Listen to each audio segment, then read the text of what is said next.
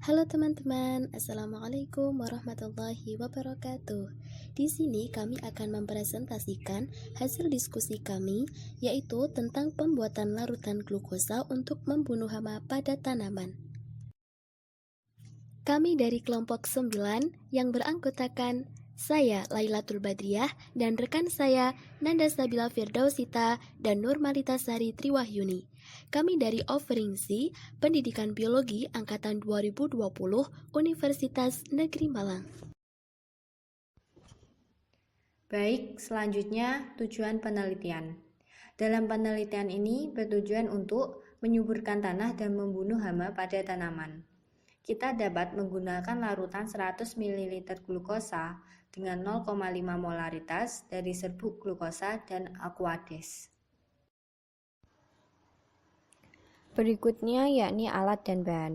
Dalam penelitian ini membutuhkan beberapa alat, yakni neraca analitik, gelas beaker 250 ml, batang pengaduk, labu takar 500 ml, dan pipet tetes. Sedangkan untuk bahan dalam penelitian yakni glukosa, Aquades, serta tanaman. Selanjutnya adalah prosedur kegiatan. Berikutnya merupakan langkah-langkah pembuatan larutan glukosa. Yang pertama mencari rumus glukosa menggunakan rumus sebagai berikut. M sama dengan gram per mr dikali V. 0,5 sama dengan gram per 180 dikali 0,1 liter. 90 sama dengan gram dikali 0,1 liter.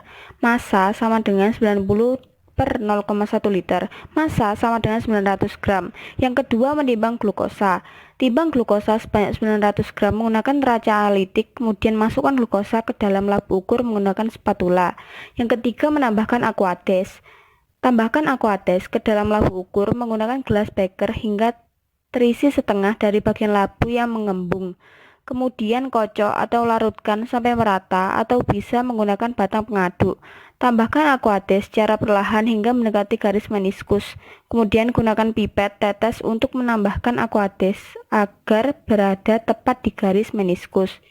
Yang terakhir, larutan glukosa sudah siap. Tuangkan larutan gula pada tanaman untuk menyuburkan tanah dan membunuh hama. Kemudian ada keselamatan kerja yang perlu diperhatikan. Yang pertama, membaca tata tertib dan petunjuk menggunakan alat serta mengenali bahan-bahan yang akan digunakan sebelum melakukan praktikum di laboratorium.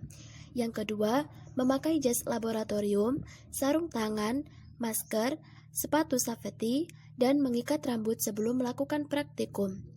Yang ketiga, gunakan alat seperti spatula ketika memindahkan bahan kimia untuk menghindari kontak langsung dengan tangan.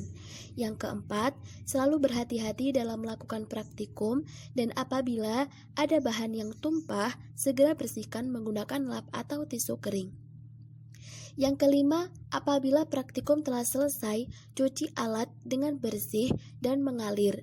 Kemudian, keringkan sebelum disimpan dalam kotak penyimpanan serta buang bahan yang tidak diperlukan lagi ke dalam kotak sampah yang telah disediakan. Yang terakhir, bersihkan laboratorium dan letakkan alat seperti semula dan pastikan lampu dan keran air dalam keadaan mati sebelum meninggalkan laboratorium. Sekian presentasi dari kelompok kami. Terima kasih dan wassalamualaikum warahmatullahi wabarakatuh.